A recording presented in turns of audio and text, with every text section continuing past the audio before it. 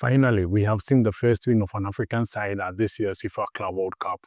We had to see Al Ahly play, we saw Esperance play, then finally, Mamelodi Sundowns have given us the first ever victory from an African side at this year's FIFA Club World Cup. So I'm going to break down into the game into detail and tell you a lot more about this match.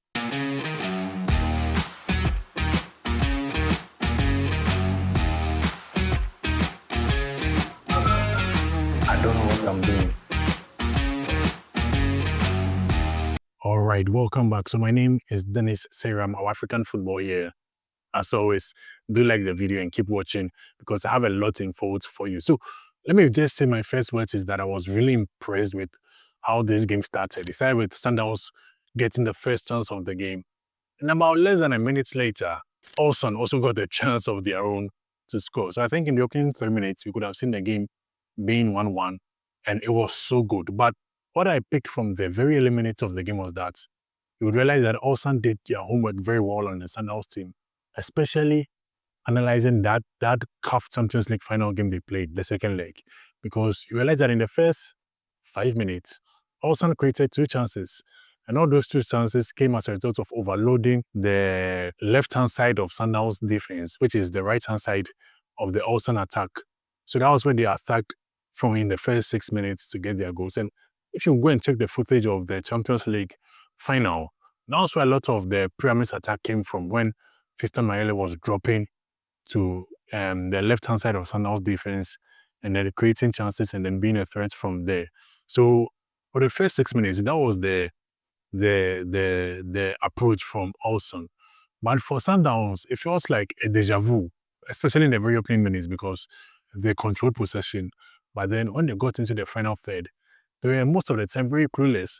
I remember very early on in the game, Ribeiro got this opportunity, could have picked the pass on that end, but he took a shot, a feeble shot, to say, which didn't threaten anybody. It felt like they controlled the ball. When they get into the final third, they lacked ideas on how to execute that final pass, because Hyundai got the ball in the final third, he misplaced it. Themba Zwane, same thing, he misplaced it. Even Lucas Ribeiro Costa in the very early minute, misplaced the ball in the final third. So it was feeling like a deja vu until Sundowns got into their elements. So you see, this first goal they scored, the first goal Sundowns scored, the build-up started way long ago when the ball went out for a throw-in, and then since Sundowns picked up the ball, that's when they started a build-up. Slow and patient build-up, picking the passes, trying to find the spaces until the final pass got to, that is, Lucas Ribeiro Costa, who then picked up Ikram Renes to get the goal. And it took 21 passes for, that is, Ikram Renes to get a goal. And that tells you how dominant they were on the day. And Sundowns even scored the second goal. The second goal, just like the first goal, also took 21 passes. In the second goal also, it was almost a photocopy of that first goal for, that is, Ikram Renes to score, but then he was offside by a small margin. And I'm really hoping this offside goal does not come back to sort of beat Sundowns at the later stage of the group stages, because maybe goal difference might count. But it felt like a deja vu. And that's why I think on this aspect, Ulsan HD, they did not do their homework at this aspect, because if you look at Lucas Ribeiro in the Champions League, what a lot of the teams do is that they deny him the space. They deny him the time when he gets the ball, especially in that final third. And even when he has that space, they make sure to close him down as early as possible. But look at this shot over here. Look at the amount of space, the amount of time Ribeiro has. I mean, he has a quality to pick a pass to almost any other person. He has the bird eye vision, the eagle eye vision to pick up those passes.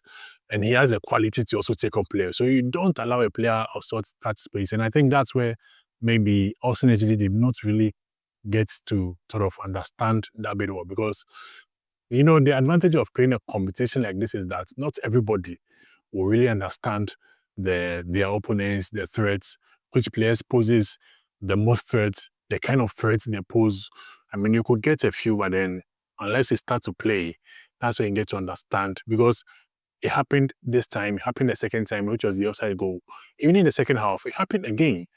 Lucas Ribeiro Costa got a ball in the final third, and nobody was close to him. They put the pass to Arthur Sales, and Sales couldn't really control and score.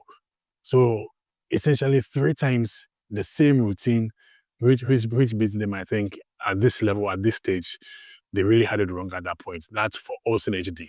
But some players in this game, I think, were really fantastic, amazing for, that is, Mamelodi Sundowns. And first of all, I think I have to mention Thabo Mokoena in the midfield. He was playing so deep in the middle because he couldn't really match up the pace when Ulsan HD hit on the counter break. You know, these Asian sides, South Korea, they are very fast, especially when they hit on the break. So he couldn't really match up the pace if he's up front. So he was so deep, controlling the game from the middle, giving the line breaking passes, could give one pass, and then about 4 players are taken out, and I was just smiling watching the game.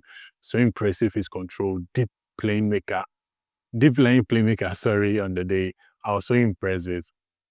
That is Thabo Mokoena on the day. Then I have to mention that is Themba Zwane, of course, the return of Themba Zwane after missing the Champions League final. He came in this game, and I think he was quite okay. He was good, especially with his link-up play, his fluidity in the middle. Sort of, the ball gets to him, and then just one touch to sort of back. How do I call it? The ball gets to him, and then one touch back to the one who sends to him, where another player in free space, and it feels like it allowed Sundowns to be so fluid in their build-up. They're so fluid. They're not really that stagnant because the ball gets to Zwane and he releases it immediately to someone in space to continue with the build-up. And it was so fluid how he added up his contributions in the middle, especially for their build-up. Then I have to mention Divine Longa, who I think defensively was a differential player in the game because this moment he made a goal line clearance in the game, which could have maybe resulted in the game being in a different scoreline. So he played a crucial run, even made a last-minute tackle at a point in the game. I think he was good on the day. Then I have to mention Kuliso Mudau. I mean, every game he always comes to the party, and he was being Mudau. We know he allowed almost nobody to go past him. Dispossessed the Ulsan attackers off the ball almost every single time with his pace, with his timely tackles. He was just on point on the game. Then I have to mention Ribeiro Costa.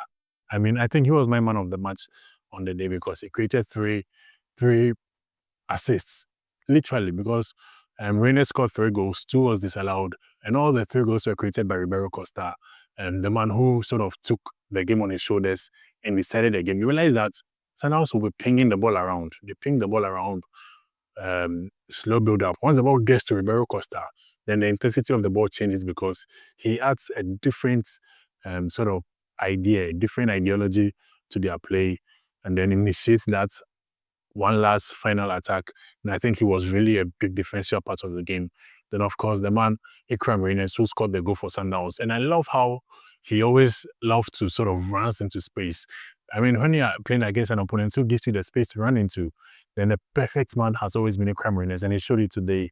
2 times he ran into space, got the ball, and scored on both occasions. One was ruled out for offside, but then he got the other goal, which was the differential, and also made him the first player from Africa to score at this year's FIFA Club World Cup, and even the second South African to score in the history of the Club World Cup. So it was a monumental goal, the goal scored by Ikram Reines on the day. So the job is not done for Sundowns. They have 2 more games, one against Borussia Dortmund and one against Fluminense. I think this result is a big boost because they now go on top of the group ahead of everybody. But then there is the much more difficult tasks to do from against Fluminense and against Dortmund. And I think this time around, opponents will come a bit more prepared to face them. So there is the possibility of Ribeiro being eliminated in their subsequent game because they've seen the clips of how dangerous he can be, especially when given space. There's the possibility of other players being taken out of the game, the threat of Sundowns being neutralized. So it's going to be difficult as the games come on. And I only wish they scored more than 1 goal in this game because I think they could have scored more than 1. They could have scored 2, could have scored 3 in this game. And in the rare case that maybe if a goal difference comes to sort of divide who qualifies to the next stage, maybe they're scoring 2 goals or 3 goals against Ulsan, which was the for want of a better word, the easiest game they could have gotten in this group. They should have scored maybe more, but then they'll take their 3 points. The first African side to win at this year's FIFA Club World Cup. But you can also let me know your thoughts in the comment section. What you really thought about this game for Sundowns, and do you think they can really qualify to the next stage? Let me know in the comments.